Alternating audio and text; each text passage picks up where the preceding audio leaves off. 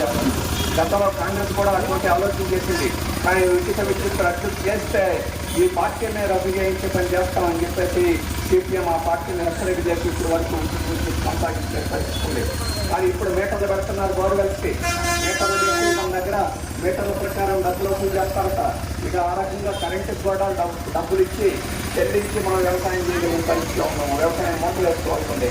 అందుకని ఈ మోటార్లకి ఈరోజు మీటర్లు పెట్టకుండా దాన్ని ఆపుదేయంలో తెచ్చి సత్తా పోరాటం చేయగలిగే సత్తా ఉన్నారు సిపిఎంకే. అటువంటి సిపిఎం అభ్యర్థి గెలిస్తే ఆ పోరాటానికి ఊపొస్తుంది, రైతాంగానికి న్యాయం జరుగుతుందని చెప్పేసి నేను భావిస్తా ఉన్నాను.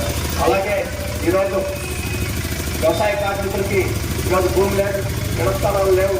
వాటి గురించి అనేక